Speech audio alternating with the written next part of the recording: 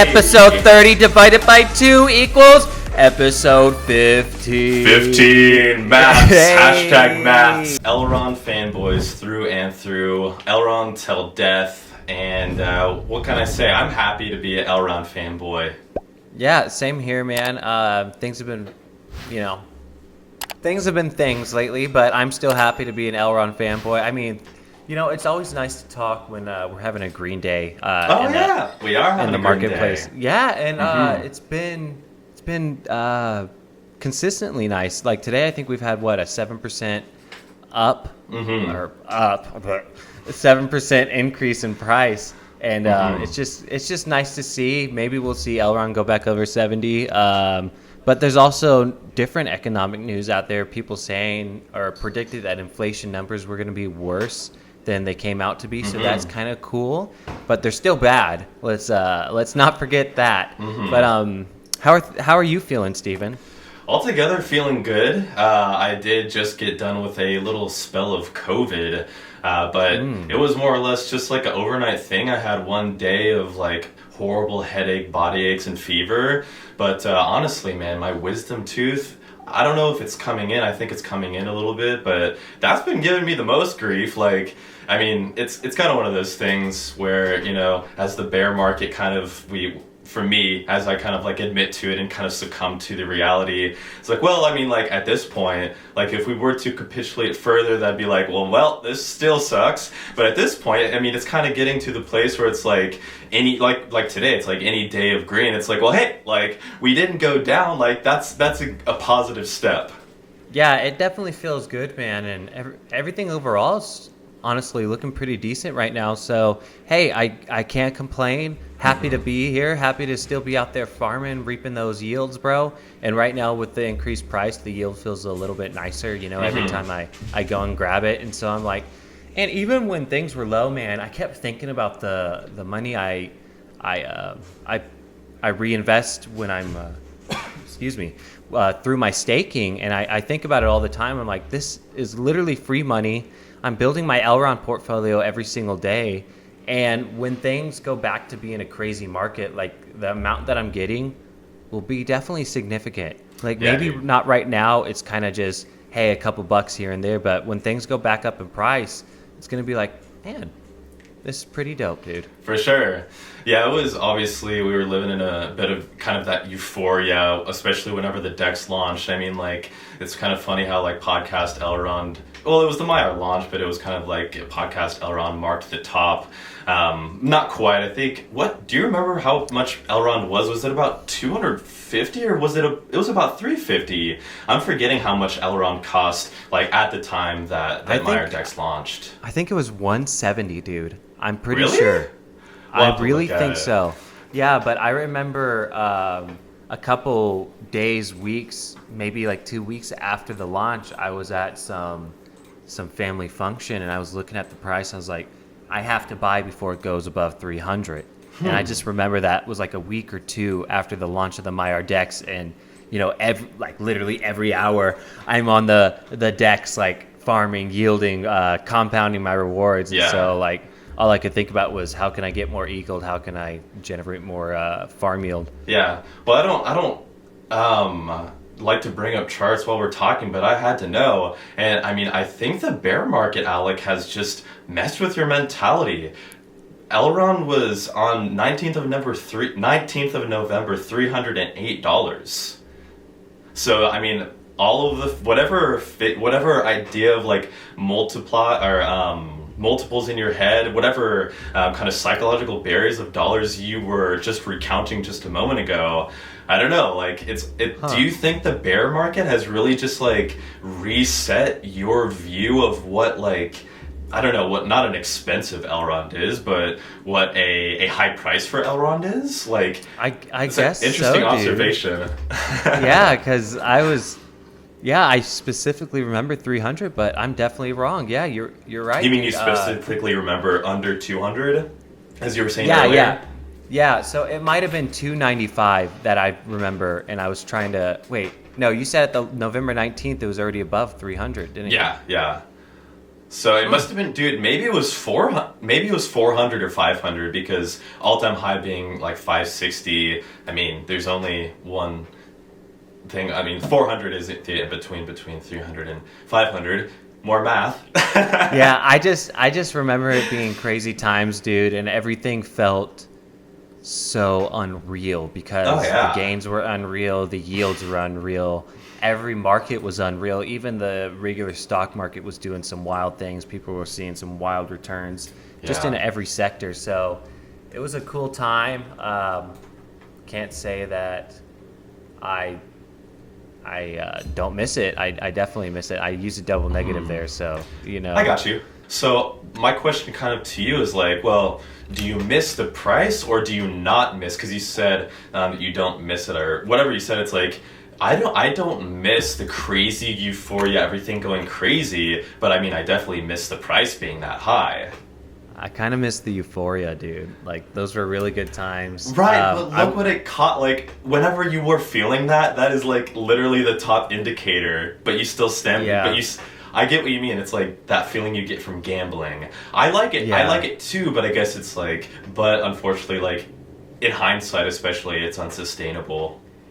I would love to see a day where we see the floor price of EGLD, you know, somewhere around 150 or something like that. I can't wait for the floor price to keep, you know, inching up and inching up. And I know one day that's going to happen, and we're going to look back and, you know, we always say these prices are insanely low right now. And it sure seems that way to us because we've seen it at some insanely, you know, what would be considered high prices. For sure.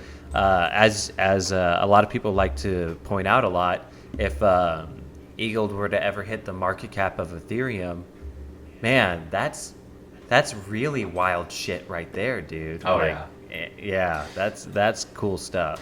Oh yeah. Well, we've got an exciting show for everybody today. I mean, despite the price not looking so good, I've been keeping my tabs on a few different things kind of going on in the ecosystem, and overall just I've kind of enjoyed just kind of like watching people. It's like I like to people watch on Twitter during bear markets and just kind of observe, like, I guess how people are acting and responding to stuff. But yeah, what is your in the bear market? What has kind of been your stance? Like, I know you've mentioned that maybe you're not on Twitter all too much. Are you like still interested in what's going on? Like, what sort of things really kind of excite you? I wouldn't say there's anything out there that's exciting me too much. The only thing that's exciting me is waiting for another bull market to come around, because I know these things are always cyclical. So I'm just waiting for, you know, that next cycle. But man, there's nothing really that's pumping me with excitement right now. Actually, I hopped on Twitter today and I saw some interesting stuff that really piqued my interest. It was someone like #fuck Cantina Royale or something like that. And I was like, huh, and they kept talking about how they felt like the Elrond influencers or the Elrond team were trying to act like crypto influencers on this and kind of push this project. And I thought that was a really interesting stance to take. I haven't felt that way at all about the project. So maybe not anything that's, you know, pushing me or making me feel like positive in any kind of way. But there was like complaints about like locking up 80 million EGLD in these NFTs, these treasure crates or whatever. And I tried looking into it, but I couldn't see much of it being widespread. Yeah. So. Yeah. The stuff like that is just kind of bound to happen. And I mean, like, I don't know, when it comes to money, I mean, it's kind of that conversation around like how cryptocurrency might try to improve money, because, you know, people do a lot of shady stuff with money, and we know that. So bring it onto a public blockchain and you can see where exactly EGLD is flowing and who owns it and all this stuff. And I guess add on top of that just like one more depth of like scrutiny, because we're in a bear market. It's like when everybody is excited and euphoric in a bull market and we're like looking at all this beyond and exciting, it's like in the opposite direction. It's like you start to like dig into people and start to figure out like, oh, what are those nitty gritty bits that kind of will get the people going? I don't know. Yeah, man. But enough about the negative, dude. What's making you feel good out there in that ecosystem currently, Steven? Yeah, I mean, I could answer that as simple as there's work being done. I mean, because, Alec, you and I have been talking off the cameras and reminding each other of just, what podcast Elrond is about and really how it got started. And it's funny because I made the right realization in that it's just like, I came to cryptocurrency really more so from the money aspect, and as I saw it as an alternative to investing in stocks, bonds, precious metals, etc. Real estate for big boys like you, no pun intended, because your hero tag is big boy. But yeah, it's like, I don't know, like the start of my interest, as you know, Alex, since you were the first to tell me about what Bitcoin was, which is just, I always find that funny. But it's like, I was like, okay, this is just like a way to store your wealth. Like, this is just a savings account, a bank account. So for that reason is what gave my interest into it. And then like the technology just kind of like blossomed in a way, and then all of a sudden, like, I was just interested in a seedling, and now it's grown up to be a flower, and now the flower is turning into a forest. And now, like, it's funny how they say don't lose the forest from the trees, because sometimes, as this bull market did for me, like, it really hid the tree from the forest. Does that make sense? Yeah, I can definitely understand what you mean. Like, in terms of the bull market hiding the tree from the forest, do you mean like the euphoria kind of like blinding you to the what it could mean for society as a whole, or like the bigger picture of crypto? Yeah, just everything, thinking just like the image of just keeping it simple, like a flower blooming. And it's like, oh, wow, who would have thought all of that and color and everything would come out of like a little seedling? I mean, I think that analogy could be made just about a seed and what that could bring. But it's like, holy cow, like, yeah, like all of this stuff has just like spawned out. And it's not to say per se that I was not interested in it, nor of course to say that I'm not interested in it, but I would say that it's not my expertise. And I didn't study computer science, as we've said before, and as we tweeted about, and that's okay. But I do have passions that lead me to put more effort, more energy, more focus into sharing. And I don't know, I get intimidated by things that I don't understand, as with probably a lot of people. And I've just grazed the surface of how complex cryptocurrency is. Like, from afar, I've witnessed this world of ours be not confused, but work diligently over how do we solve the problems of these past cryptocurrencies. And it's very easy for me to be like, yeah, like, that sounds like a lifetime of, not a lifetime, but 10,000 hours around of like expertise and diligence put into something. So it's like, okay, could I get lost into this world of Web3 and really deeply understanding it? Maybe, and maybe someday. But right now, my heart and like my focus are more so just on just stripping it down to that seedling, to that metaphorical tree, that one thing that was the start for me, which was just a bank account, which was an alternative means. And it's crazy because of just how simple something can be, what it has become, and just where somebody, you, me, anybody out there might place themselves kind of on that spectrum really says a lot about their expectations for the product, and of course therefore the price too. So yeah, it's kind of like an all-encompassing kind of analogy.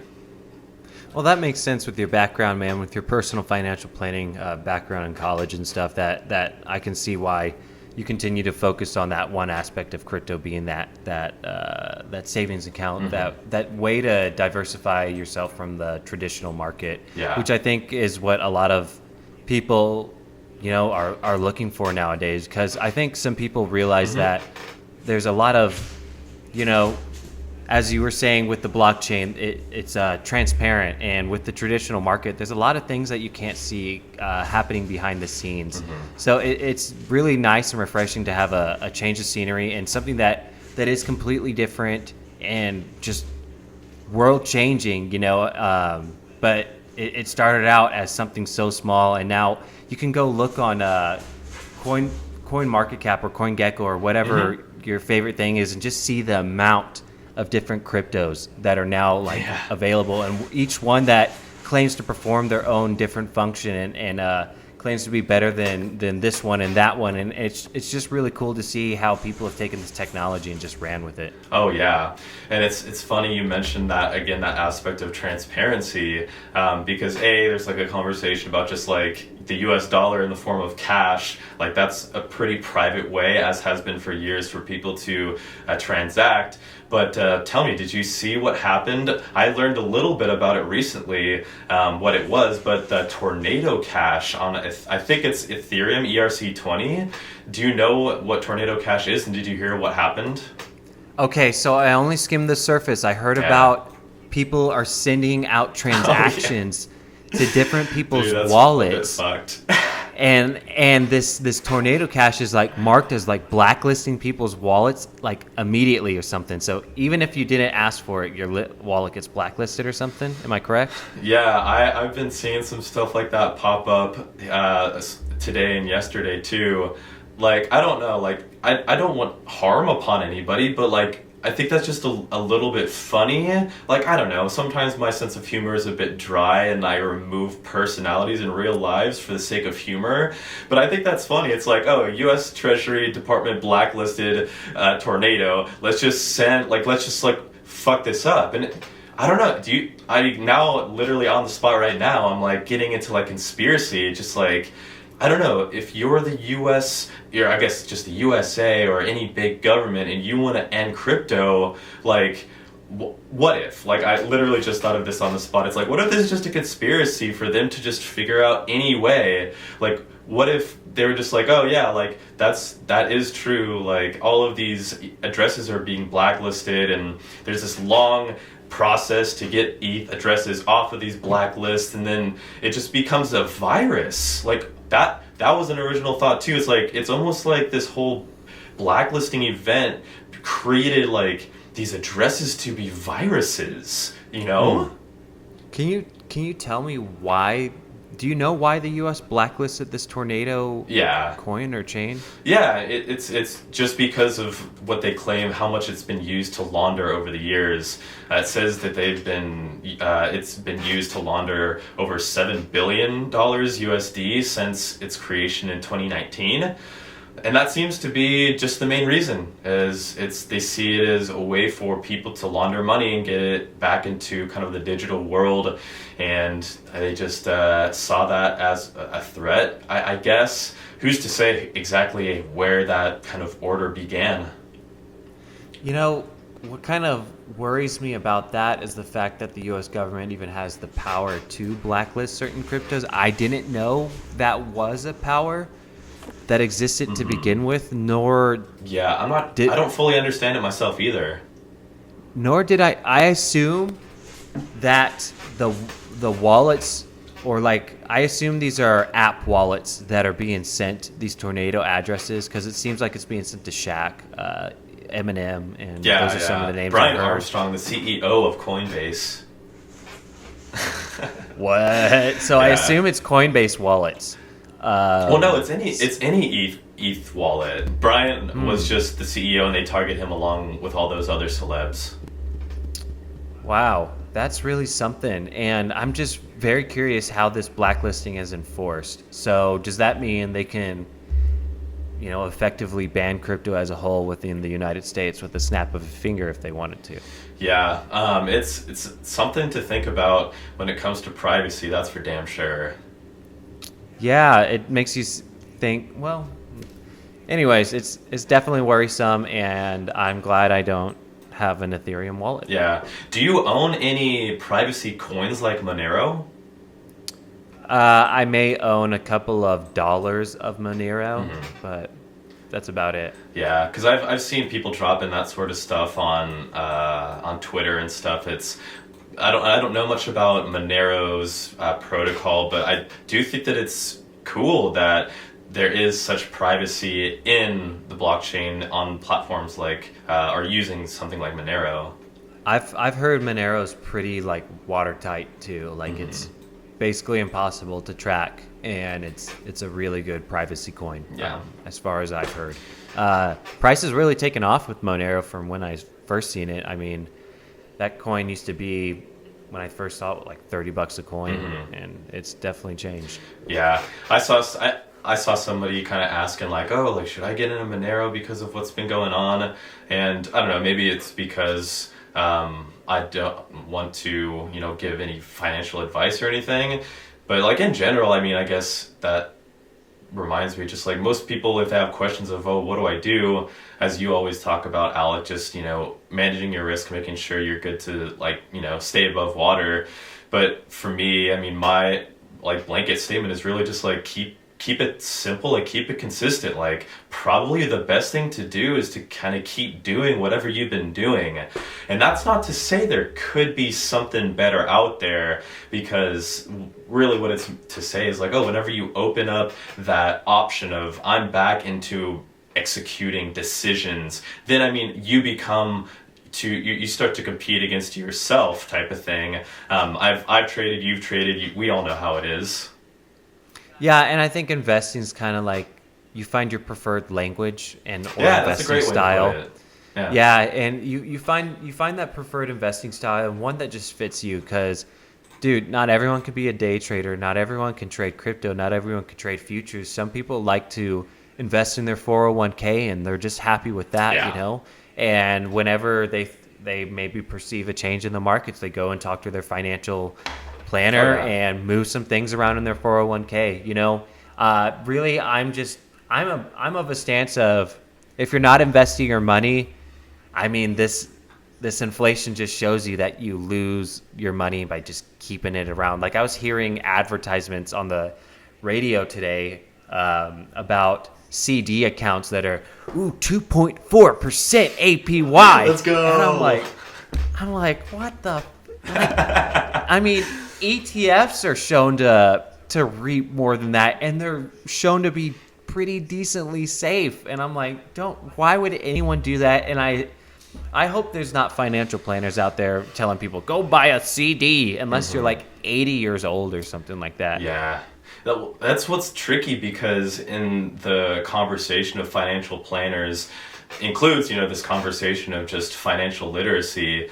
And I guess, people just don't realize, they don't know that there are fiduciary financial planners, ones that act by law in your best interest. But then there's another realm that's not so much a certified financial planner, but they are financial advisors. And the word advisor being different than this planner, or especially a certified planner, people just kind of see the both, and that's all, it's just a different name for the same thing. And they don't realize that, I went to this, I almost said like this name that's known back where I'm from, but it's like, it's like they're literally just selling financial products, and they're getting their own cut as if this is sales.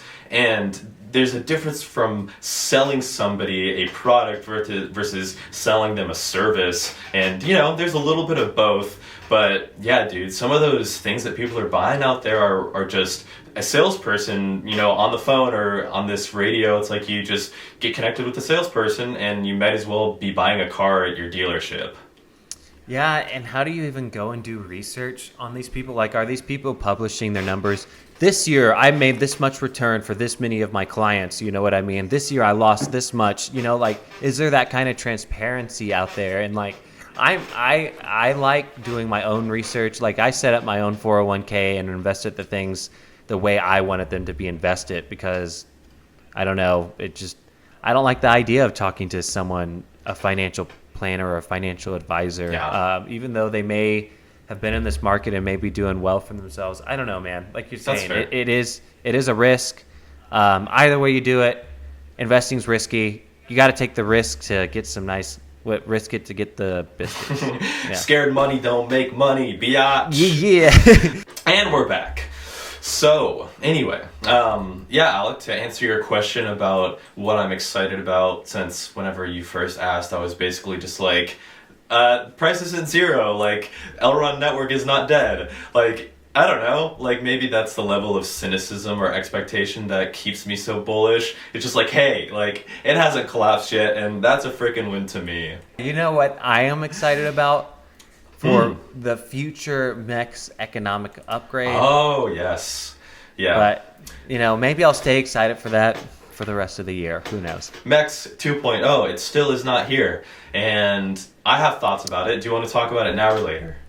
I mean, that's really all I can say about it. That's just, it is what it is, and I'll just continue to wait with some hope. With open arms and big hearts, or middle fingers and pitchforks? I always have open arms for Beni, man. Come on, Ooh-wee. I want to make more jokes on that, but that would be far inappropriate. But I will say, and I'm always curious to hear your responses to what I have to say, Alec. It's kind of why I say it in the first place. But I will say that I've seen some people online specifically talking about NFTs, but talking nonetheless, and almost from this attitude of like they're upset at certain NFT projects because they're doing mints in the middle of this bear market, and these mints are not they're not selling out. These 10,000, like for example, I think some people got mad at Nojin because last we spoke I minted their validators version 2, and that did not sell out, and people were like upset at that. So they're probably upset because they expect for, this supply aspect to fuel the secondhand selling. So if somebody can go online and they can, because the minting is kind of like low-key the funnest part. It's like, ooh, like what am I going to get? So if like that avenue is still open, it more or less just kind of kills the market on the other side. Because at that point, like if the mint is done with, the capacity has been minted, the only market that exists for this becomes that secondhand market. Yeah. So I think it's a lot of people upset because they just want to like flip NFTs and trade NFTs, and because the NFT collection didn't sell out, they're like upset at the creators for, well, why would you drop this in the middle of a bear market? Like, they're just they don't have much meat to their argument. It just seems like they're upset that they made this project and released it. Like, what do you have thoughts about that? Any?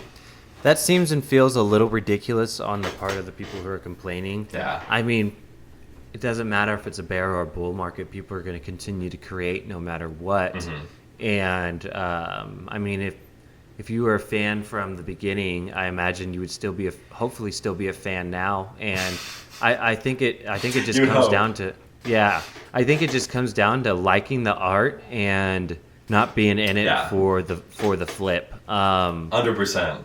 Yeah, and that's unfortunate that people are feeling that way, but at the same time, it makes me wonder, Steven, are people selling below the mint price because of the fact that it hasn't sold out all the way, or is that not? I've seen some of that. Oh, really? So that is one of the fallouts that can be definitely make some people upset. I'm not sure about the explanation, but I've definitely seen people selling secondhand at below the mint price. Have you seen that with some of these bigger NFT names, or is it just really any? Yeah. Oh. Yeah, and I guess, I mean, I always viewed that kind of confused, and I saw somebody recently explain that it seems as though it's done to specifically attack the creator, or not the creator, but the project, whatever it is, which I still don't understand. Like, it just it wrecks the floor of these, and apparently the floor naturally is what a lot of people are kind of focused on. But yeah, I still don't get that, because the investor is still losing Elrond, or EGLD. I always call Elrond EGLD, sorry. Yeah, but I could see some people are all about, if it's going to hurt them and it hurts me in the process, so what? You know what I mean? But I could see how that might affect the creator, because why would you go and mint it if you can get it cheaper on the secondhand market? You know what I mean? So therefore, are you ever going to sell out? Oh, dude, thank you for that. That totally makes sense now. But I mean, that's such a double-edged sword now. Mm-hmm. Oh, yeah, it totally is. I mean, if those people just have, if they have expendable income and they're like, fuck you. That's so lame. Yeah, it is pretty lame. But has the Ganojin project sold out yet, or are people still minting that thing? Yeah, I don't know, man. Like, I don't know, and like that says something about how I approach the NFTs. And I think I've always been the same. I've rarely, if like, I would go ahead and say, like, I try not to use absolutes or anything, but like I've never really been disappointed in an NFT. Like even my rug pulls, it's like, well, fuck, at least I have the NFT to prove I was rugged. Have you ever sold any of your NFTs? No, like literally still to this day, like I've only collected. I saw that you were getting close to, what, 1,000 NFTs in your Elrond wallet? I'm at 500 and some change. Oh, okay. Yeah, But still, halfway you're over, okay. You're still over that halfway mark. That's pretty wild, Yeah. dude. But yeah, I mean, it's like, whenever you don't expect much from these things, it's just kind of funny what you get. And I mean, in the long term, I mean, in the ideal situation, like all of these like NFTs and shit like actually turn to something. Like that's not my expectation, truly. Like I kind of acknowledge that, or I kind of think that some will succeed and some won't, and I'm kind of happy to just like play along with the game. And if I get rugged, like, which has only happened I think once, and that was much earlier. But I mean, even that, like, I bought this meme, like, it was literally Elrond Musk. Like, it was just, like, the art was complete garbage, like, and I don't get on Discord, so it's not like I even tried to research the team. And what's funny about that rug, though, is I bought a shit ton of these Elrond Musk NFTs because they were giving away Elrond as part of the mint process. It was like, oh, if you mint, like, a few of you will get these prizes. And, like, I ended up winning, like, a couple or maybe, like, 3 or 4 or more Elrond. Yeah, I think I remember that happening. Yeah. Yeah, and I remember seeing those NFTs. I was like, you know what? These are kind of funny. I thought so. Yeah, I could totally get on board with these, but That's why I bought it. Yeah, I have not participated in any NFT mints or buys recently, though. Your boy's sitting on the sidelines for just a lot of things right now. For sure. Well, that does segue in because, interestingly enough, what I wanted to talk about is this video platform I think we'd mentioned earlier, but it's funny how like we ended up segueing into the conversation because this Kavarii is a decentralized video sharing platform, which I have some more information to share about it, but they are having an NFT mint, and by owning one of these NFTs, it says that you'll be able to get a lifetime pass to bypass the 0.05 EGLD fee on every upload for life. So that I'm 100% going to be participating in this Kavarii because I think it's also the Aerovec team that's behind it, bro. Really? I have not heard like a single thing about Kavarii, dude. Yeah, Kavarii. I think, dude, I could be wrong, but I think it may have made it onto some Elrond blog post long ago. Like, you know, it's some like little post that got some highlight, but everyone was more excited about something else, so it did get looked over a little bit. That's easy to do whenever so much stuff is popping off, especially in a bull market. Yeah, well, that definitely seems interesting. Yeah, they have some very large competitors to deal with, such as YouTube. For sure. But I'm excited to see what they're going to bring to the table. And, charging fees for uploads, that's different. Yeah, that is interesting. And like I have thoughts about, because they have this whole background of by owning this Kavarii token, I believe is what its ticker is, but each one of these Kavarii, I'll just call them Kavarii, they to like a video, to download, to report, like seems like the majority of the actions on this platform, will of course have their gas fees. It's 100% decentralized. For now, you will log into the website using the Maiar Wallet Connect.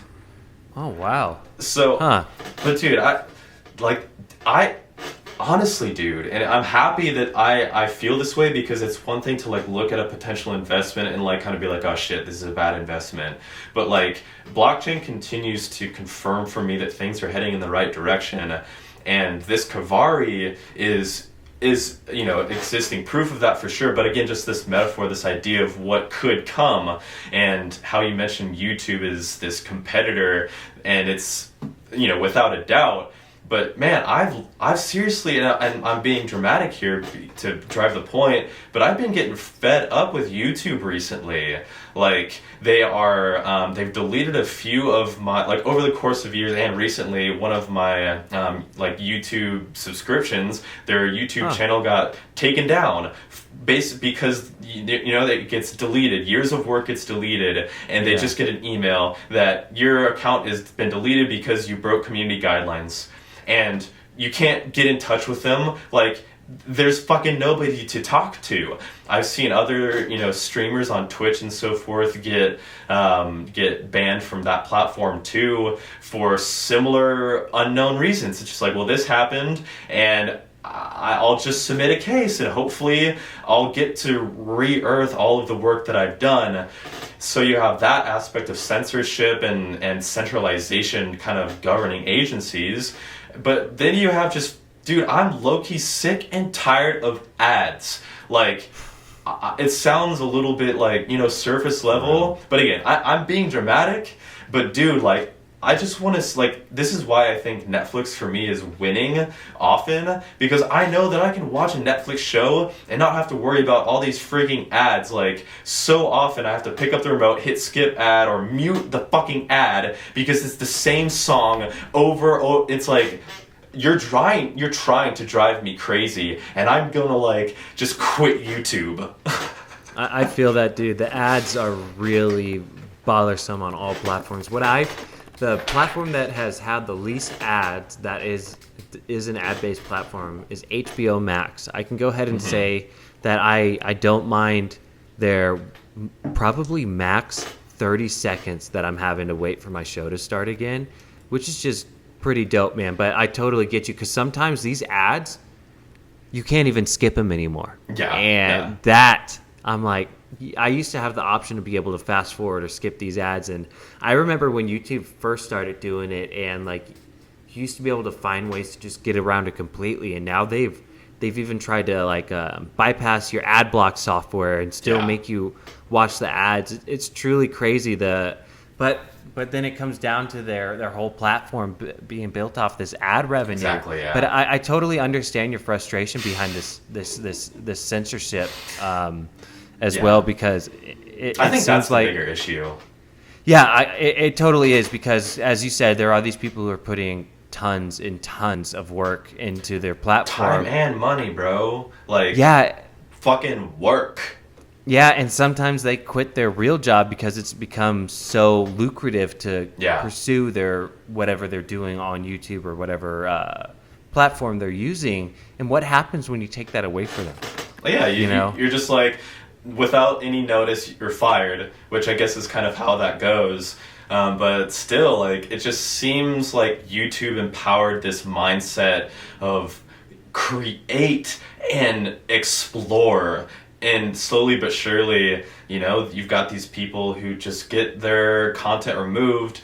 But man, it is difficult, because in the world that we live in today, it's always just up to interpretation, and I think it probably just comes down to a selected board of people that make or break somebody, and that it's not probably easy to do, but they've got to draw those lines, I guess. Sometimes it's even just an algorithm, bro. You think? And well, with Instagram, I know our friend Bobby, sometimes his stuff would get blocked. Shadow banned. Yeah, shadow ban. It really just comes down to the algorithm, and he has to submit a ticket, and someone has to go look at it manually to see even if it was worth getting blocked, and then they'll go unblock it for you. And it's like, because you can't, go look at the stats for the amount of video that is uploaded every single day on YouTube. Lifetimes. Dude. Like literally lifetimes amount of video every single day is being uploaded. Crazy. So like, there's not enough people in this whole world to look over that stuff. And that actually brings me to an interesting point about not enough people for certain things. This is going to kind of take us away. Go ahead. I don't know if you saw in that it wasn't a stimulus bill. It was the bill that recently got passed. Inflation. They coined the word inflation in it, right? Yeah, it was like an inflation bill, something to help curb inflation. But I don't know if you saw this.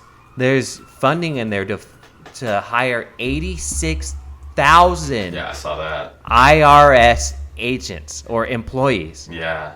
So, like, that's a lot, dude, and they can really pour through Americans' finances and really with a fine-tooth comb now. Yeah, I mean, what do you think? What you speculate? They're just trying to start comb with a finer tooth comb, so that they can pull more money out of taxpayers?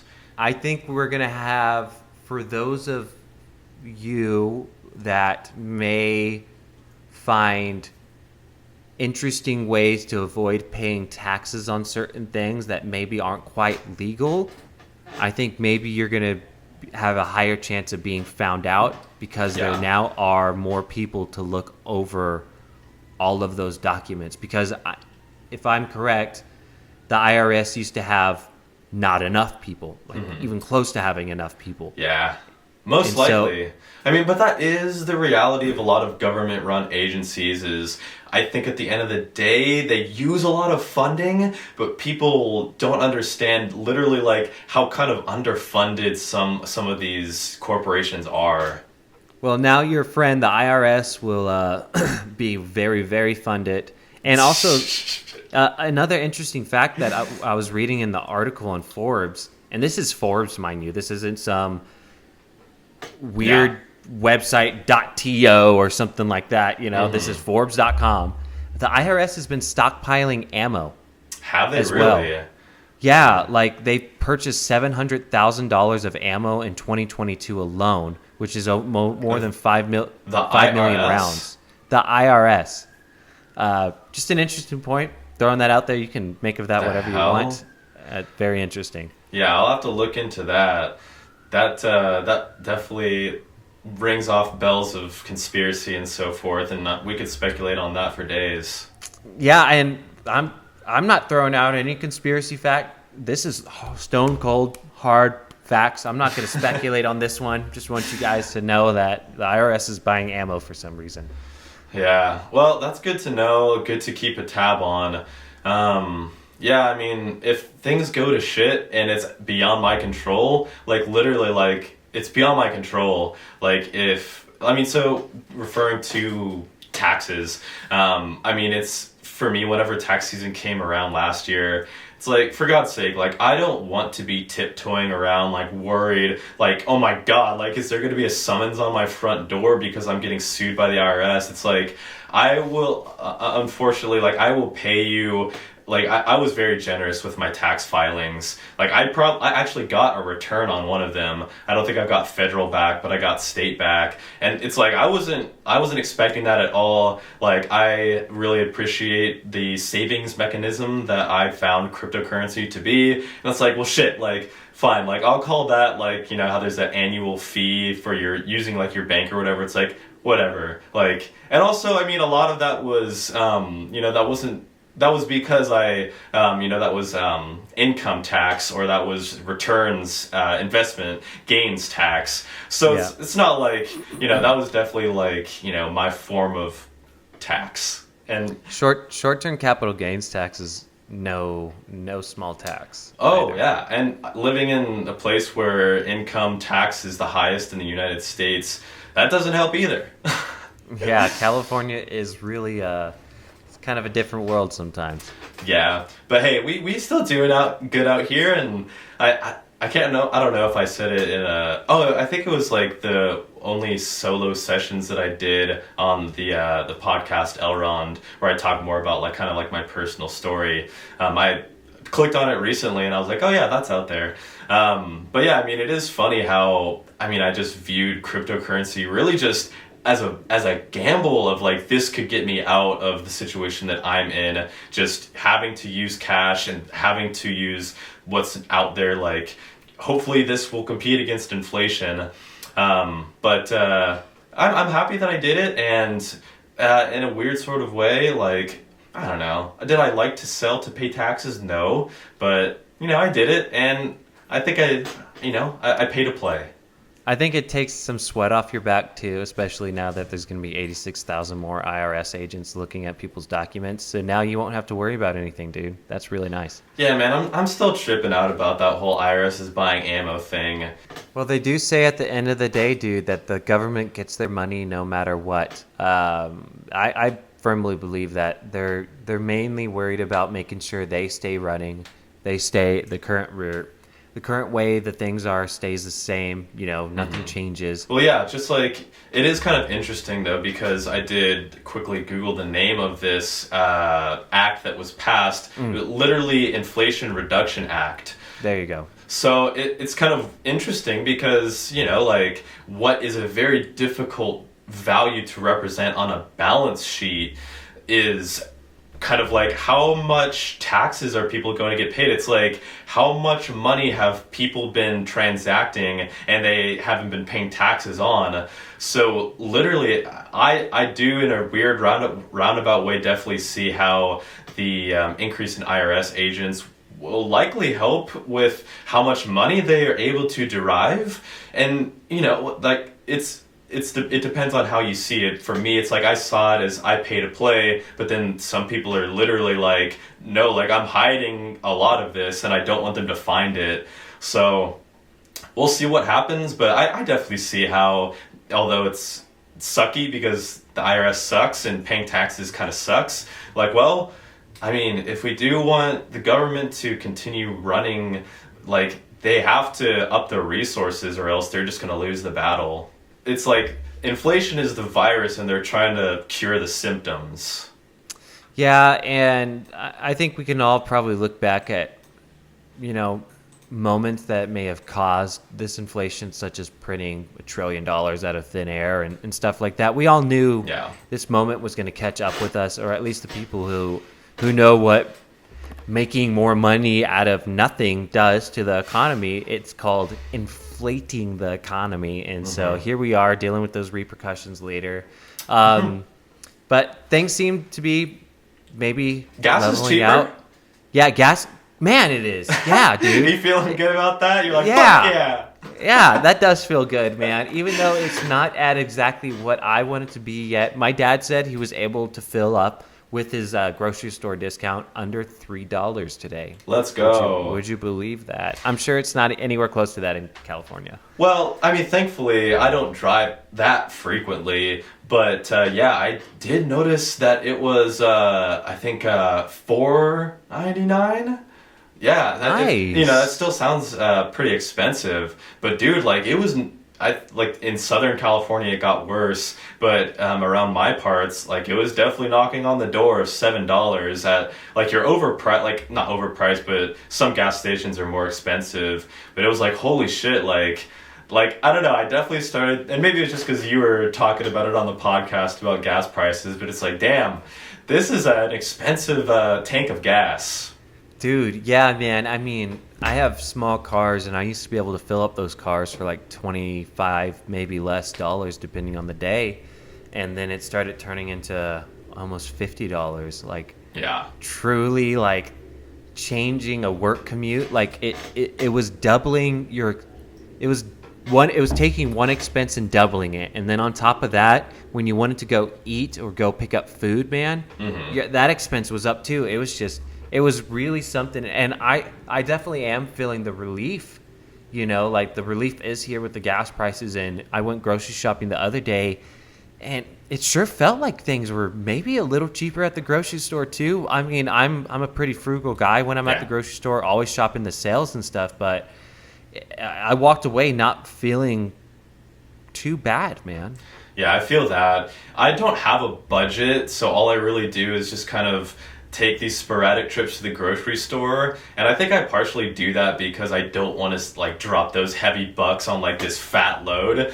Like it's just as bad to separate it out, but I think that I relate. I think that I've been feeling surprised at my grocery bill being a little bit cheaper too.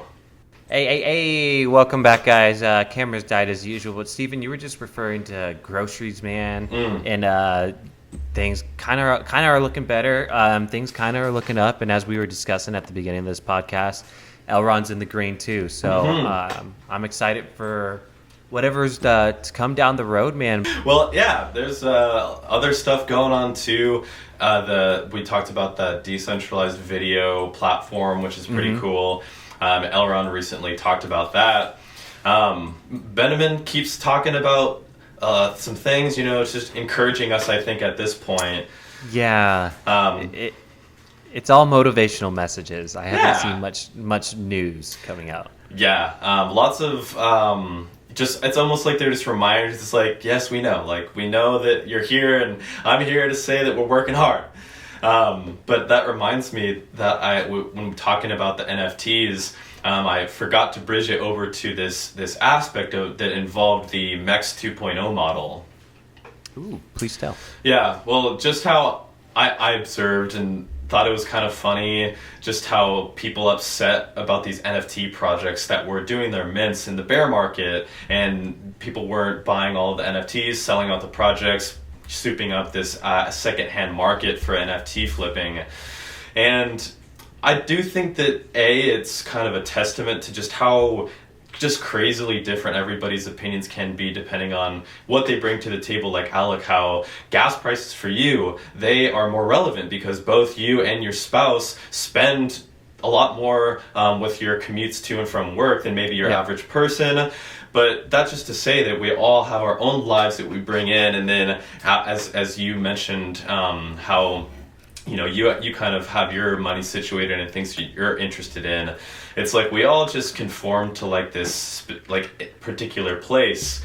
Like I kind of speculated to myself, I don't know if I was too verbal about when it comes to MEX, but I think that the team is definitely going to like prolong the MEX 2.0 model release. I mean, as long as they're doing work on it and having the peer review, like it's almost as if like if they released this new MEX economic model, then they would like the people would start to be, why would you release the MEX model in the middle of a bear market? Like, how would you be so stupid? And it's just like, I could see that playing out if things were to not, I mean, and again, like I've said, I don't think, my expectations are that the MEX 2.0 model, my expectations are not, it will create a trend change and MEX will begin to explode in price. But that is like what a lot of people see this MEX 2.0 as, is like this MEX savior. But there's always, and I see that as a opportunity that people could get upset. It's like, oh my God, like why would they do this at this time? The timing was horrible. So I think you have a really valid point there, Stephen, because at the beginning of this, the Maiar DEX was launched in a bull market, and we kind of got used to this almost instant gratification when these new things came out. We were like, okay, news, pump. For sure. You know what I mean? And like, if we were to release something right now, it'd be like, news, cheep, cheep, cheep, you know, like crickets. Yeah, and like, I think we're all expecting something, at least not all of us, a decent amount of people are expecting something massive to change the whole ecosystem in terms of this MEX 2.0 economics. And if it's just kind of underwhelming, especially with the way the market is, maybe it could have a negative effect instead of what the team is going for, man. I like your train of thought here. Yeah, and it's funny because how I kind of thought about that was just because I saw somebody complaining about this NFT that didn't sell out. And like all you can kind of do is kind of be consistent and keep building. So I can totally see why though, and especially some of the announcements and the verbiage they used surrounding them. I could totally see why there was definitely there was a bigger, I think the bulge is behind us in terms of like, I think there was this bigger wave of people who were like, all right, I was patient and now the next economic model is coming. And now like the seas are just completely crickets. So I think we're at that point. I think most people out there, when they see Mex economics soon, they're just like, sure. Yeah, I like that though. Because we have expectations, it just like drives our expectations down. Yeah, it truly does. And I guess when it comes out, I'm going to be really excited to dive into whatever papers or stuff they release around it. Oh, and yeah, that'd be so fun. We'll yeah, have a whole I'm excited episode on it.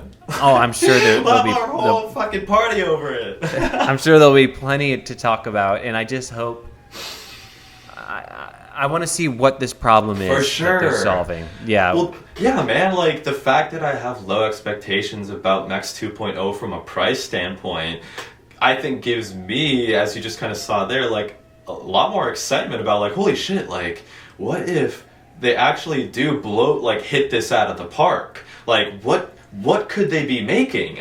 Like I think there's a lot to be excited about regardless. They're a talented team. They can build some amazing things. I mean, we're on the Elrond network right now. Well, not right now. I'm living in it. Zoom. Web 3.0. Someday, once Zoom, you can log in through the web wallet, then maybe worth speaking through Elrond.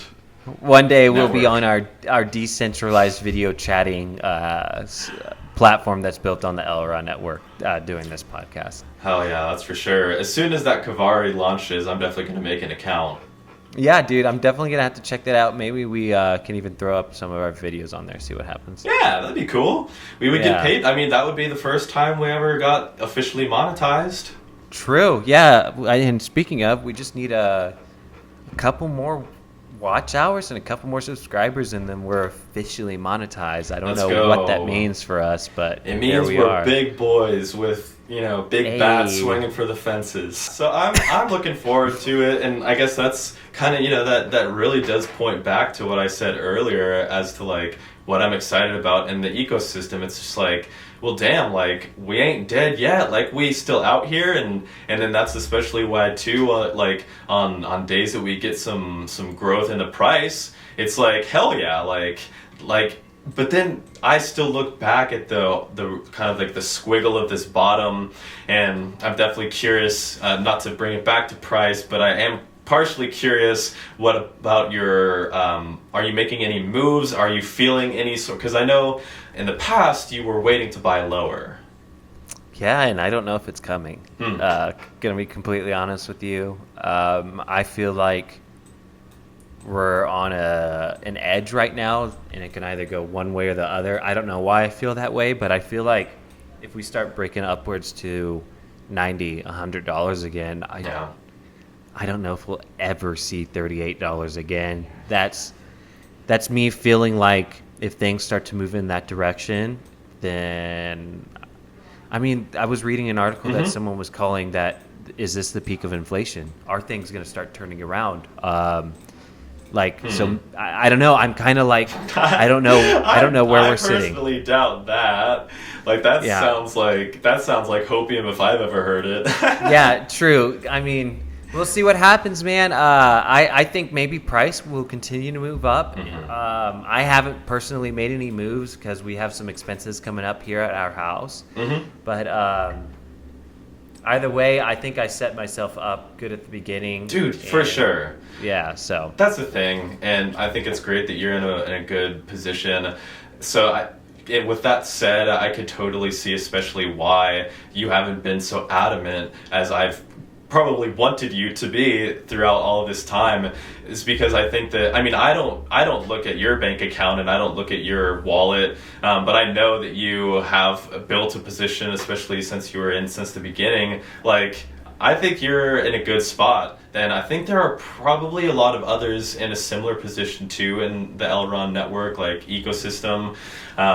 Because at this point, if price goes up, you seem pretty content, but if price goes down, I mean, you're ready to add some more or not. I mean, if things return back to all-time highs, I'm a very smiley man. So like, you know, like if we like Alec when he's smiley. Yeah, so if I mean shit happens like that, dude, like obviously I consider the all-time highs not the all-time highs, bro. We're not even fucking there, dude. So like if I'm smiling at those all-time highs, then I'm gonna be big smiling when it goes up further. That's why I'm like not stressing too much, man, because I love that. I truly believed I did set myself up properly. And if I'm to look back on, in terms of EGLD amount that I started with, man, I've like quadrupled my amount. You know what I mean? Like in terms of pure EGLD and farming through investing more and more. And so like that makes me feel really good when I look back on the amount of EGLD that I used to have. That's really funny you say that.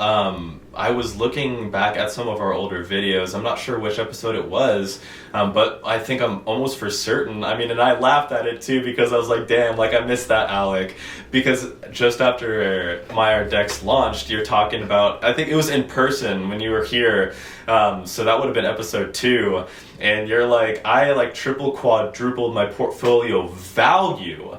And I'm pretty sure that you're talking about $ there, but you were just talking, as you said, like the number of EGLD that you have. It seems like you're looking at that now and being like, oh, damn, like let's go. Is that right? Yeah, dude, because I understand the power that amount of EGLD will have when things resume on what I think is going to be the future path. Oh, yeah. There is some talk, though, and this is relevant. Somebody on Twitter asked us to talk about this coming ETH merge, and there has been some talk. Yeah. It's scheduled to take place here and within the next couple months, and I'm not sure the details of it, but there's some talk that the ETH is actually going to start moving forward. And we'll see. But in terms of my investment on Elrond, I don't know, man. Like, I'm still happier here. And I think that in a world where the Ethereum merge does take place, there are a lot of risks that still come into play. And there's still just this big question of, will it be fixed? But I mean, at the end of the day, yeah. So they're going from proof of work to proof of stake. Right, yeah. So exactly what Elrond has had for a while. Yeah, and I at least want to make this point. Wesley Kress has that video, or not video, it's a research paper that he put out, and he talks about how Elrond is better than any ETH 2.0, any POS will be proof of stake, could be on ETH 2. So that, like, honestly, like, that is something that I didn't need to read to cause me to invest in Elrond. I mean, I learned about Elrond before I was on Twitter and met, the Elrond community. But at that point, it's like, well, like, ETH will continue to keep doing what they're doing, and we'll see. I guess I don't personally trust that Ethereum will, like, I don't believe in Ethereum, but what if we're wrong? So when you first mentioned this, I thought Ethereum and EGLD were merging. Jesus Christ, that blew my mind. Okay, but I see they're going to beacon chain proof of stake blockchain system is what this article is saying. But are you referring to, will this be a smooth merger? Will things happen? Yeah, somebody on Twitter, I put a tweet out there asking us what they wanted to talk about, and the question was thoughts on how Ethereum 2.0 will affect the entire ecosystem, and more importantly, layer 1s. Will this affect Elrond more positively long-term, take all solid DeFi with it, or do you think it hurts its goals of trying to be the #1 dog going forward into the future? I can see why they might think that, because now we have a competitor. I mean, this isn't just some baby, this is fucking Ethereum, let's be real. It's got a giant market cap, it has a lot of transactions going through every day, billions of dollars. So I don't know if it's gonna cause any competition. I guess we'll just have to see. Yeah, I definitely think this question is valid. My response initially to it is that it honestly, like, how much will it really change? Like, at that point, it's still going to come down to other technicalities that I believe Elrond network is far superior in, specifically relating, and unironically, another person mentioned that we should talk about the Maiar app and hero tags, because I still think, I mean, it's like, because Elrond Network started from the ground up building in this way, it's like they can tinker all the pieces along the way, and they're super just like familiar with it, and like they've designed the whole thing. But to me, I think Ethereum 2.0, I mean, we'll see what they bring, but it will always feel like a Band-Aid to put on a wound.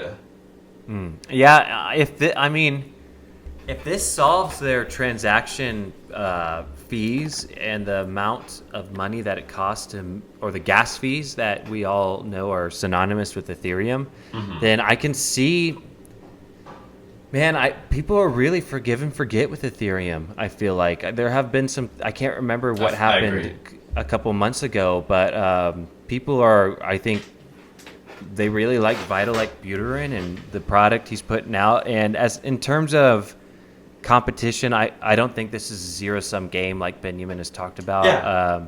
I think there's going to be healthy competition out there, and we're kind of like some of the first dogs that have been using proof of stake, you know, and now Ethereum's finally moving over there. And I can understand why maybe it's taking some time, because they're migrating a whole fucking blockchain over to proof of stake instead of proof of work. So yeah, we'll see how smooth things go. Yeah, that definitely worries me. But I will go ahead and say that I don't own any Ethereum, but I do. I mean, it's evident why so many developers have gone to it, and it's like because of the smart contract element of Ethereum, it truly became like this open source like Bitcoin, but open source protocol that, I mean, obviously attracted all of these developers. So it's like, I don't know, like, we'll see. I mean, what possibly could, like, yeah, I mean, best case scenario for if I was an Ethereum holder, it's like, well, best case scenario, the ETH, the merge goes well, and proof of stake happens, and gas fees are reduced, and, like, I don't know, like, it's still, to me, like, Elrond Network is chasing the numbers that Ethereum is putting up, but like Ethereum is literally kind of chasing the numbers of, in terms of like the technicalities that Elrond is putting up. And I don't know, man, it's like, I'm not sure. I think even if ETH is successful, like, it will continue to be Ethereum, and then it will really just come down to like more like kind of expected stuff like marketing strategies, and it really will just serve to put a lot of responsibility into the developers, because at that point all of these ERC20 based protocols or whatever projects, whatever you could be possibly building on Ethereum, like at that point, like, it goes back to the developers, and it's like, okay, like, now you have to make sure that you have like real teams, real marketing, real outreach. What product are you bringing? Like, I think it's exciting for the Web3 space, but I think naturally, if Ethereum doesn't have any issues moving forward and is a true competitor in our view with Elrond Network, then yeah, I guess that could lower expectations as to where Elrond Network might achieve in terms of their market share. But I mean, but then comes back into focus, you know, who is building on Elrond Network, and whenever people do come up with new ideas, it's their decision. Where will we build? So it's kind of a shot in the dark, not to give that kind of disclaimer, but I'm kind of excited to see what it does do, because if it helps, it helps, and I'm all about people getting access to things that help. And if it doesn't work, it's like, told you so, like, let's go Elrond Network. So again, I don't want, you know, bad on anybody, but I don't know, it's the Wild West out here, you know? Yeah, and as far as that guy's question, I think it's going to bring good things for Ethereum if things do go well. Hopefully it doesn't create competition. If it does, I can only see it as healthy competition. As we all know, the Elrond team needs to step up their marketing like always, at least stateside. Ethereum is pretty like a household name in the States when it comes to cryptocurrency, and I'd love to see Elrond hitting that page because it's totally worth it. We've had sharding for the longest time. We have multi-state sharding. We can we can run I'm just laughing at sharding with a D versus sharding with a T. It's pretty darn close.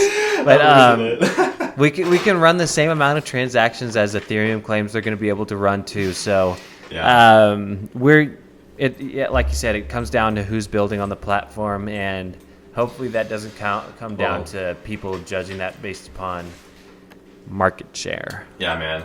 Well, that does definitely bring me to think about UTRUST, UTK, the most recent rejecter of Ethereum because they bridged to Elrond. Like, the CEO, or not the CEO, but somebody on the team, they tweeted about how... Could you cut that out? I fucked up. I forgot. I don't know who the CEO of UTRUST is. I think it's like it's a woman. That chick, yeah. I fucked up. Sorry. Anyway, recently UTRUST tweeted that they recently got their trademark in the United States. Did you see that?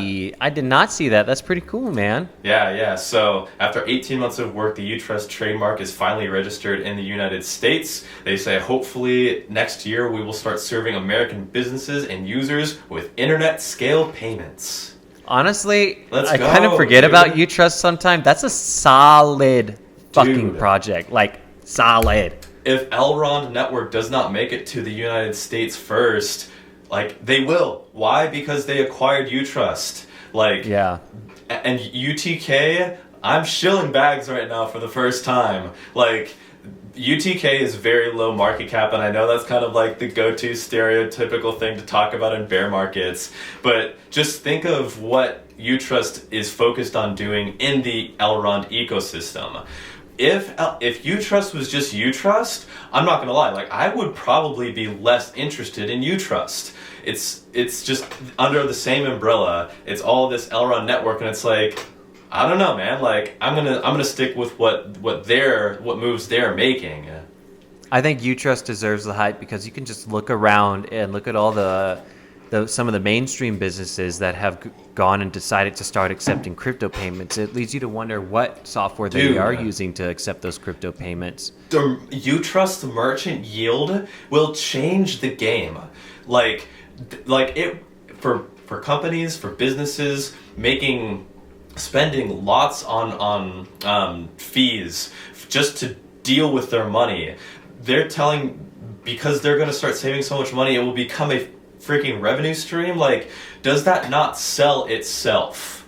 Yeah, it's a straight up no-brainer, dude. I think it's a no-brainer. It really is. And I think if they do their marketing correctly, I think I'm excited for UTRUST to come to the United States and start serving some United States partners. Yeah. And I see some big things in their future. Yeah, man.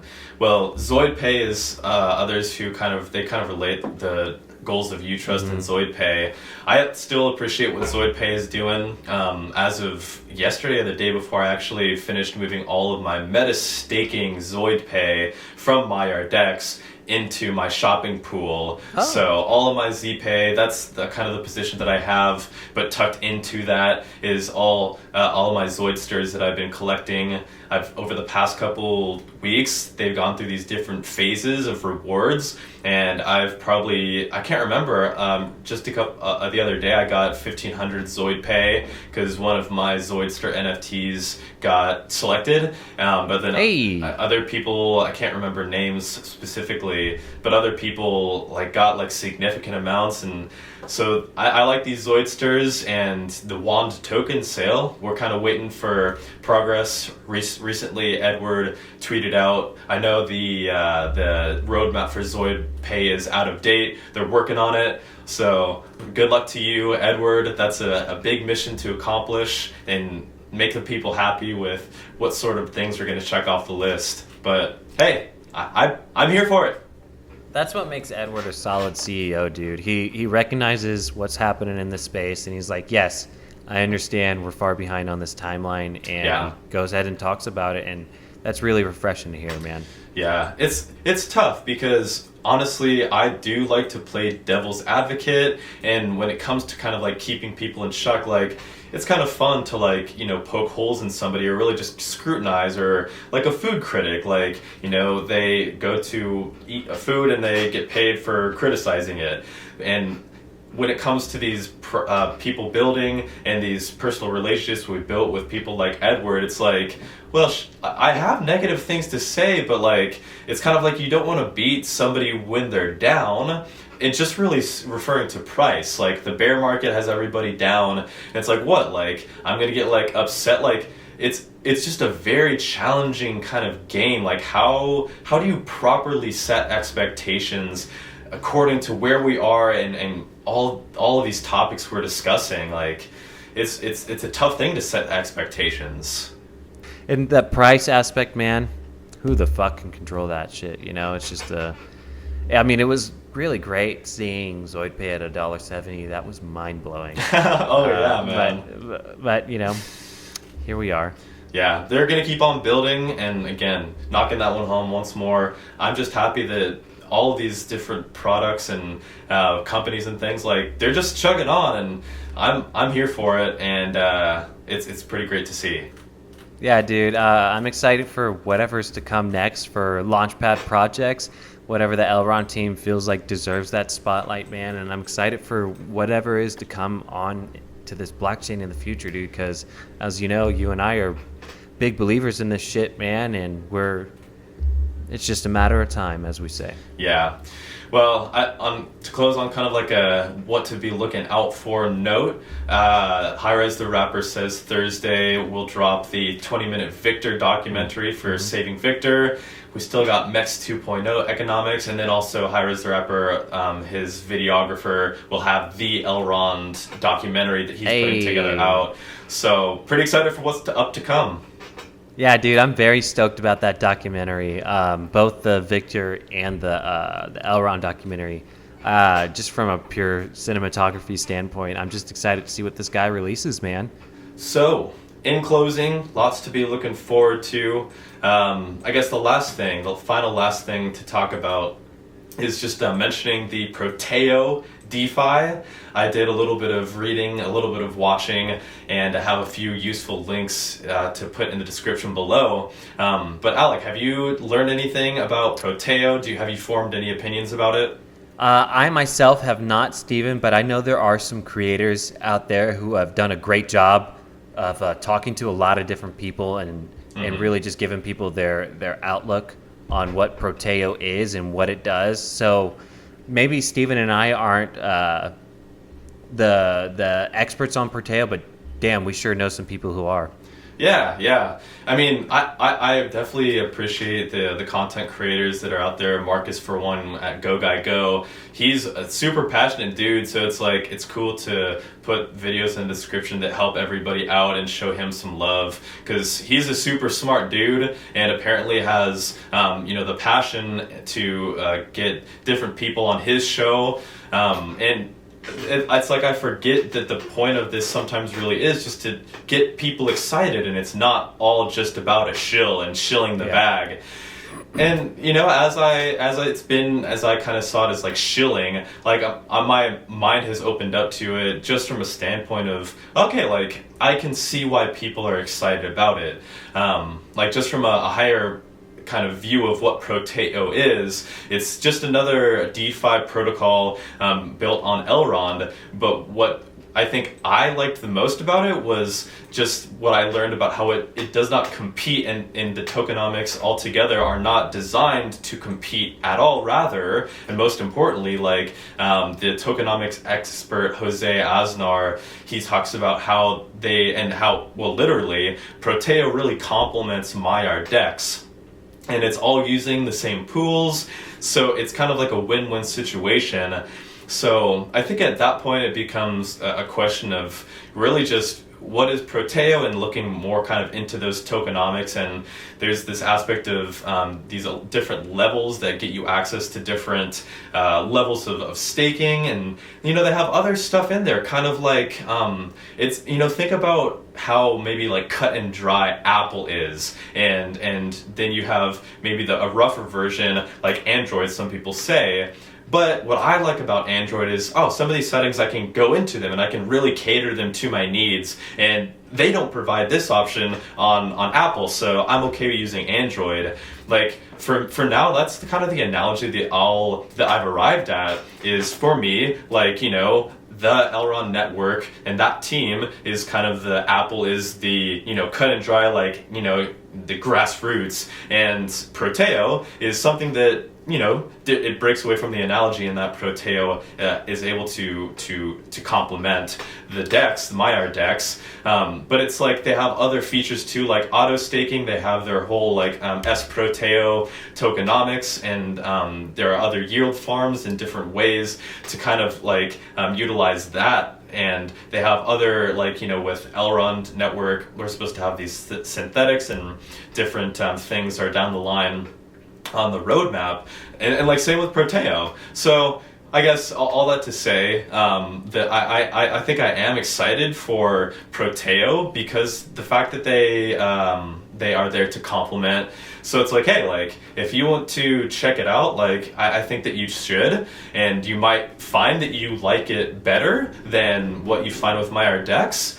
But at the end of the day, like how earlier we were really talking about any sort of projects building on Elrond network as a whole, it's like, okay, well, like, we don't really maybe know exactly what this is, but it's somebody who's coming to build, and it's another option, it's another product, it's another, something on Elrond network. It's like one more piece to the web. So I've never been against Proteo. The only DeFi protocol that I ever wanted to get into was whenever Maiar DEX launched. So it's not like I'm against Proteo from a DeFi perspective. It's really just like, no, like, I don't know, like, Elrond network is kind of where I find my home. Like, EGLD to me is the big L1 winner. So I'm just going to stick to kind of keeping it simple. And as we've said in the past, just like, in a bear market, you might be less inclined to take a risk. So I'm just gonna keep it steady, keep on staking, keep on meta staking. I've got a larger position in Ride, and Ride recently did a Ask Me Anything with that EGLD community. That's the Morningstar venture. So I think that there's a lot to be stoked about, and sure, maybe down the road I just might get myself some Proteo. Yeah, man, it's just nice that there's building that extra little layer on top of the Elrond ecosystem. Not little, I don't know how big this Proteo thing is, but a lot of people seem to be excited about it. But yeah, guys, go check out Go Guy Go's video. He's talked to a tokenomics expert for over an hour, Jose. So he really dives deep into that Proteo stuff. So if you're looking to get that Proteo fix, that's definitely your place to go. Yeah. Big thank you to Marcus for getting Jose that tokenomics expert, as it's stated on the Proteo website. Thanks for the efforts there. And I mean, on top of that, Marcus has a couple other videos. I think he's got even a tutorial how to use the Proteo DEX. So yeah, definitely a few videos will be posted down below. And yeah, big thank you. And again, like what else? What better way to end the episode, I guess, and talking just about how the value and the fun that we get to have at in this community. Yeah, man. Not much else really too hot going on. Cantina Royale has settled, and as far as I can tell, we're just back into the trenches and excited about the NFT marketplace, MEX 2.0 marketplace. Oh, and then the video for the 2-year anniversary of Elrond. They're going to have the first Elrond conference this November in Paris, which is super exciting, and I'm planning on going. Nice, dude. Hell That's yeah. awesome. Yeah, man. I gotta be sick. There. Paris is a dope city, man. You're going to love it. Take the public transport. Don't be afraid of it. Yeah. Ask me any questions. Well, hey, we'll see. I thought maybe you might go. We haven't talked about it yet. I have off a camera, big, off camera. Yeah. Lots of things happening in November. We'll see though. Yes, sir. Well, again, huge thanks to everybody. There's someone in the comments who posted something about how remember us whenever, we're in the next bull market. And it's like, yo, like, we know who our true day ones are. Like, we're all here chilling, having fun together. And you're sure as hell. I mean, as long as you let us know, like, if you, like, ever find us or whatever in the future and you're like, oh my God, like, I was your 13th subscriber, I'd be like, fuck yeah, like, let's fucking go. Like, you're the realest. So we will never forget. Alec and I have been talking about doing an NFT or some sort of merch, something. Just throwing that out there. You never know. With Podcast Elrond, what do? We under-promise and we over-deliver. Hey, Let's that's go. our motto. But yeah, man, appreciate the time as always, Alec. Yeah, of course, dude. It's been a pleasure talking to you, man. Yes, sir, yes, sir. Until next time, everybody, but get hype, and we'll see you in the next one. Later, skaters. Haha. Peace out.